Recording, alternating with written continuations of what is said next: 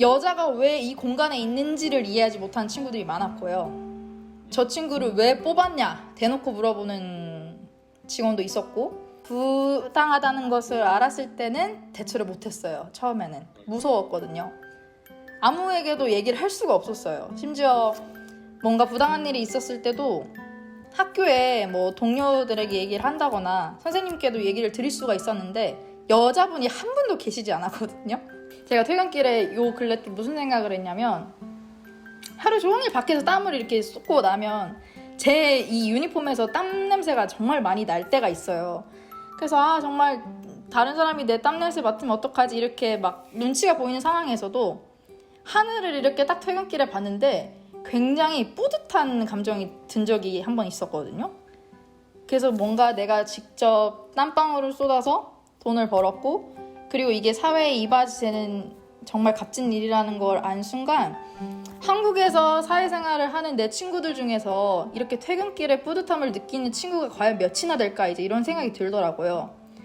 그래서 저는 정말 더 많은 사람들이 정직한 마음으로 일을 하고 그 노동에 대한 대가를 돌려받는 삶을 배울 수 있었으면 좋겠고, 그 기회가 호주라는 땅에 정말 많이 있다고 생각을 해요. 본인 소개를 한번 해주실 수 있을까요? 네, 안녕하세요. 저는 30살이고 호주에서 워홀러, 유학생, 졸업생을 모두 거치고 현재는 퀸즐랜드 선샤인 코스트라는 곳에서 서비스 테크니션으로 일하고 있는 제니라고 합니다. 처음 이제 호주는 어떻게 오게 되었나요? 저는 일단 한국에서 경영학부를 졸업을 했고, 많은 문과생들처럼 그 취업난에 굉장히 허덕였었어요.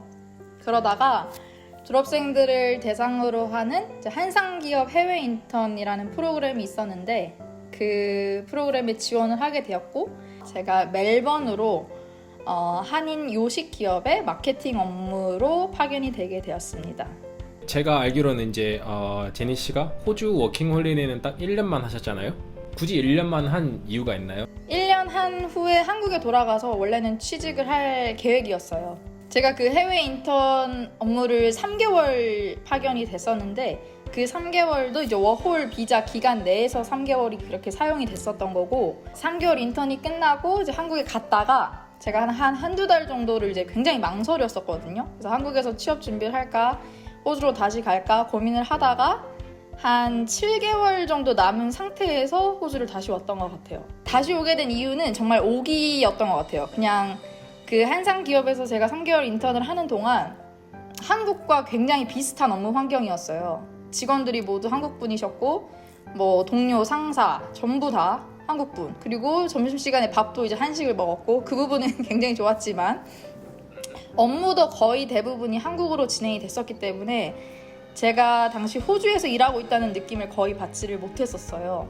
제가 한국에서 그렸던 해외 인턴의 모습이 아니었고, 그리고 영어를 사용해보고 싶다는 강한 의지와 욕심에서 다시 호주로 가게 되었습니다. 그럼 호주에 이제 한 7개월 정도 비자를 남은 상태로 호주 오셨잖아요. 그 이제 7개월 동안에는 이제 어떤 일들을 하셨어요? 이제 멜버른에서? 많은 워홀러들이 하는 것처럼 카페에서 바리스타로 일을 했고요. 그리고 한국인, 한국어, 한국 문화에 관심 있는 손님들이 점점 생기기 시작하면서 제가 그 카페에서 오후에는 언어 교환 모임을 했었거든요. 그래서 언어 교환 모임을 쭉 하다가 이제 외국인 친구가 많이 생기게 됐고, 그때부터는 제가 한국어 과외를 이제 또 하게 됐어요. 근데 그러다가 제가 한 네팔, 방글라데시에 이제 베이스를 둔 비자 에이전시에 발렌티어링을 하게 돼요. IELTS, PTE를 공부를 하고자 하는 한중일 학생들을 찾아서 모집을 해서 학교로 연결을 시켜주는 리크루팅 업무를 맡았습니다.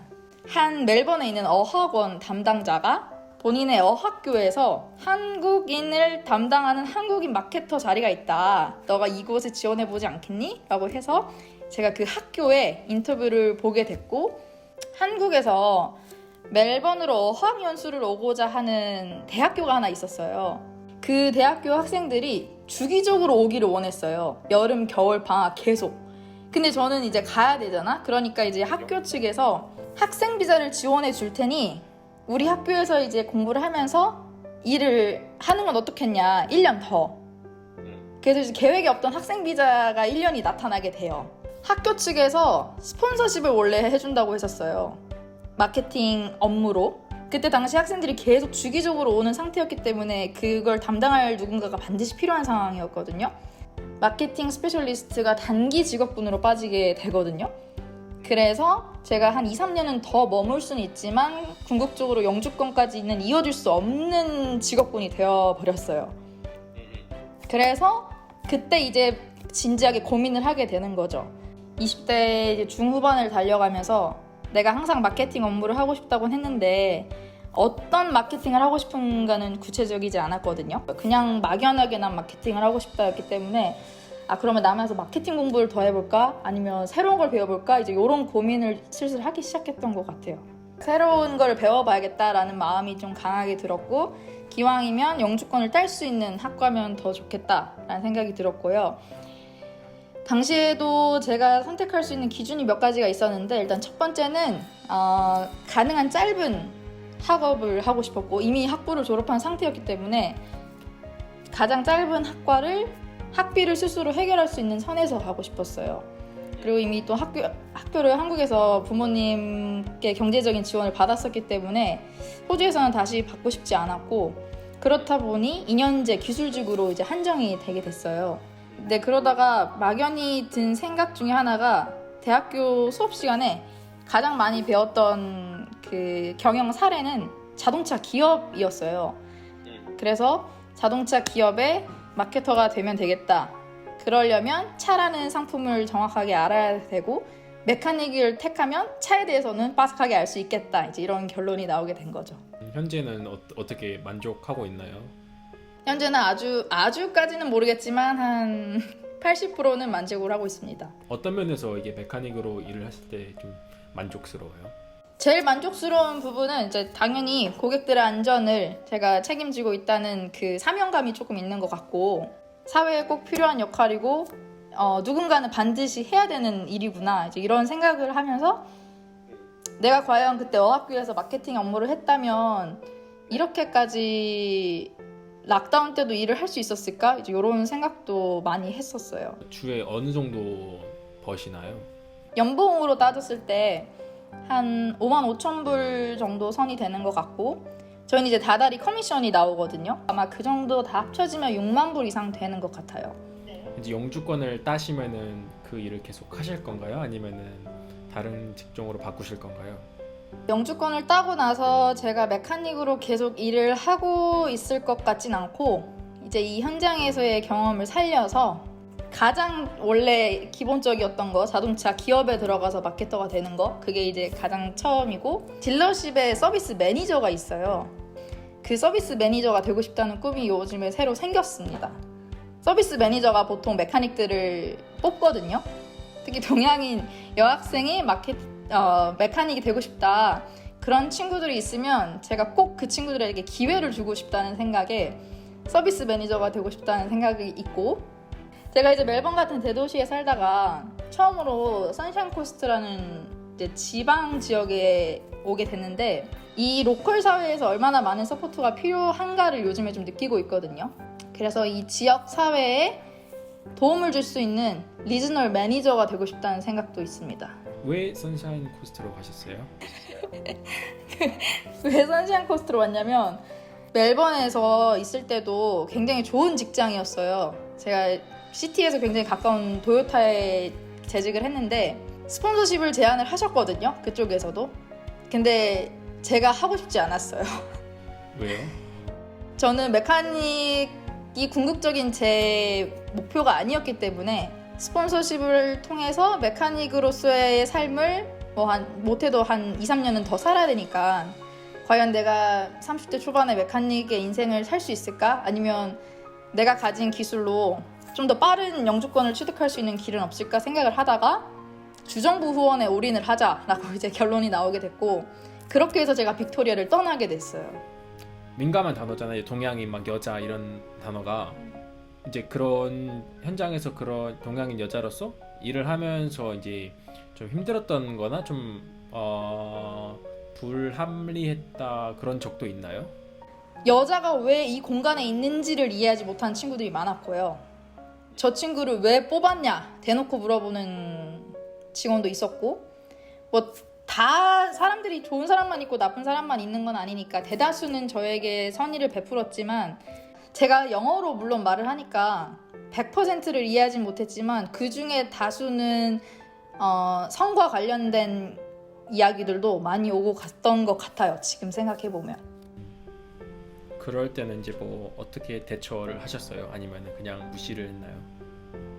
처음에는 뭐 대처와 무시를 할 수 없을 정도로 못 알아들었어요. 처음에는 그냥 내가 이해를 할 수 없으니까 그냥 느낌으로만 저 친구들이 나를 좀 따돌리는 것 같다, 이런 정도에서 끝났었고, 그걸 부당하다는 것을 알았을 때는 대처를 못했어요. 처음에는 무서웠거든요. 아무에게도 얘기를 할 수가 없었어요. 심지어 뭔가 부당한 일이 있었을 때도 학교에 뭐 동료들에게 얘기를 한다거나 선생님께도 얘기를 드릴 수가 있었는데 여자분이 한 분도 계시지 않았거든요. 같이 일하는 뭐 동료, 같이 일하는 친구, 학급, 학우들, 선생님 다 남자분이셨기 때문에 얘기를 할 수가 없어서 처음에 한 1, 2년은 그냥 혼자서만 속으로 끙끙 앓다가 이제 졸업을 하게 되고, 이런 경우가 있을 때는 이렇게 대처를 해야 되는구나를 하나씩 배워갔던 것 같아요. 그 성비는 어떻게 됐나요? 이제 연습생 생활하거나 이제 실제로 일을 하면서. 여성분을 제가 지금까지 딱 한 분 뵀어요. 학교에서 2년을 공부를 하고 지금 이제 일을 한 2년 정도 했으니까 자동차 환경에 4년 정도 있는 시간 동안 여자 직원은 딱 한 명 봤습니다. 워크숍에서. 뉴질랜드 친구였어요. 반대로 이제 뭐 좋은 점도 있었나요 혹시? 내가 과연 진짜 동양인 여자로서 가질 수 있는 장점이 있긴 한 걸까에 대한 의구심이 정말 많이 들었었거든요. 같은 거를 배워도 체격적인 차이가 물론 나기 때문에 저만의 방법을 획득하기가 정말 어려웠거든요. 근데 그걸 좀 역으로 생각을 해봤을 때 손이 작은 게 사실 제 콤플렉스 중에 하나예요. 근데 손이 작아서 유리한 경우가 생각보다 많이 있어요. 뭐 실내에서 작업을 한다거나 뭐 차 외관만 고치는 건 아니니까 차 내부에서 할 때는 몸집이 작으면 작을수록 유리하거든요. 그래서 그럴 때 조금 체격적인 부분이 장점이 될 수 있고, 엔진룸이 굉장히 협소하기 때문에 뭐 이렇게 손을 넣어서 뭐 잘 이렇게 작업을 해야 된다, 그럴 때는 직원들이 저를 부르기도 해요. 제 손만 들어가거든요. 그리고 뭐 예를 들어서 진상 고객이 있다, 그게 여자가 대우를 했기 때문에 조금 더 수그러드는 손님도 계셨던 것 같아요. 그리고 오히려 여성 손님이실 경우에는 더 뭔가 대화가 잘 됐던 것 같아요. 뭔가 좀 더 신뢰가 갔을 수도 있겠죠. 같은 성별이고 하니까. 원래 다 남자만 있는 공간에서. 메카닉 쪽으로 일을 해보니까 이런 전망은 어떤가요? 제가 그런 쪽은 잘 모르다 보니까. 호주가 요 근래에 기후변화의 타격을 굉장히 많이 받은 나라라고 저는 생각을 하거든요. 뭐 산불도 그렇고 홍수도 그렇고. 저는 그 와중에 매일 아침 이제 엔진 오일을 갈러 출근을 한 상황이었어요. 그래서 그 두 개가 굉장히 뭔가 저한테 생각할 거리를 많이 던져주더라고요. 그래서 과연 사람이 언제까지 자동차에 엔진 오일을 갈러 출근을 할 수 있을까? 과연 우리가 언제까지 이 내연기관 차를 탈까? 전기차가 나올 때가 됐겠다. 기후변화가 너무 이제 몸으로 느껴질 정도로 실생활에 맞닿아 있으니까요. 그래서 항상 개인적으로 동료들과도 얘기하는 부분이, 과연 우리가 이 배운 기술과 밥벌이를 언제까지 지속을 할 수 있을 것인가에 대한 얘기를 많이 나눠요. 그래서 전기차에 대한 공부도 회사에서도 트레이닝을 좀 적극적으로 많이 하려고 하는 추세고. 네, 이제 뭐 선샤인 코스는 이제 그 영주권 때문에 간 거지만 그곳에서 이제 계속 자동차 회사에 지원을 할 건지 아니면 다른 주로 이동해서 할 건지. 저는 일단 퀸즐랜드에서 그 주정부 후원을 받은 상태이기 때문에 앞으로 2년간은 퀸즐랜드에 거주를 할 계획이고요. 선샤인 코스트에 있을지 아니면 다른 또 퀸즐랜드의 어딘가로 이동할지는 아직은 잘 모르겠고, 학업을 계속 조금 더 하고 싶다는 생각이 들고 있어요. 그래서 한국에서 공부했던 마케팅을 심화해서 공부를 할지 아니면 엔지니어링을 공부를 할지 아니면 요즘엔 또 새로 드는 생각이 환경 에너지 쪽에 관심이 많이 생겨서 그쪽으로 공부를 해보는 것도 나쁘지 않겠다. 그래서 저는 학업에 대한 계획을 갖고 있어요. 퀸즐랜드에 대해서.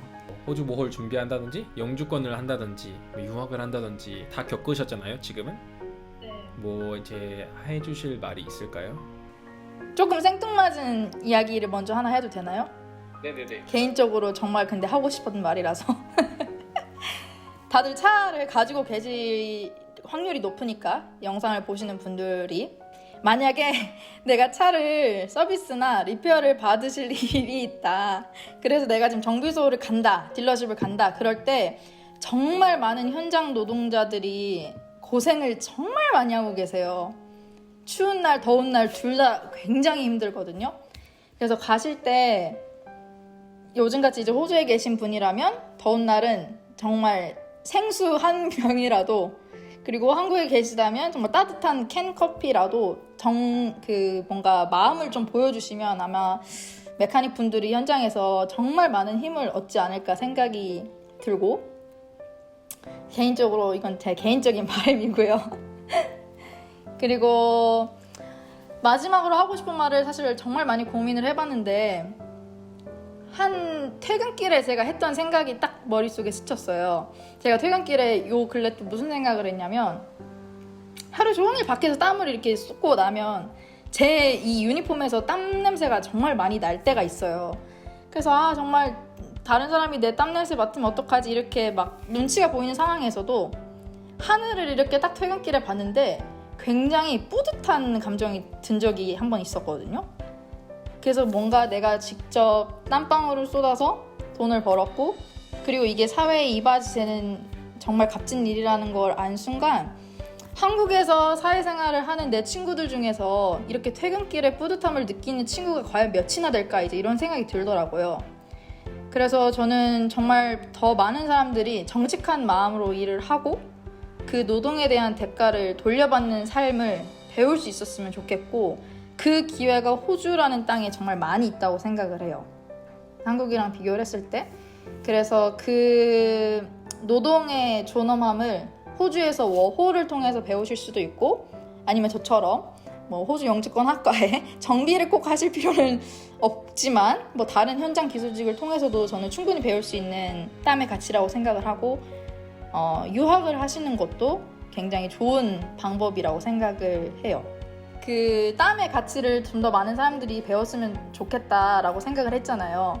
그래서 정당한 노동의 대가랑 그 노동자의 권리가 보장받는 나라였으면 좀 좋겠거든요. 한국이라는 우리 나라가. 그래서 준님 채널에서 다양한 사람들의 삶을 지금 인터뷰를 하고 계시잖아요. 그래서 이 취지가 정말 저는 좋다고 생각을 하고 그분들이 현장에서 어떤 노동을 하는지 그리고 그 노동의 가치가 사회에 어떤 식으로 이바지할 수 있는지를 조금 더 많은 분들이 영상을 통해서 생각해 보셨으면 좋겠어요. 인터뷰 기회를 주셔서 감사합니다. 참여해주셔서 감사합니다. 그렇군요. 네, 그러면은 영상은 여기까지 하도록 하고요.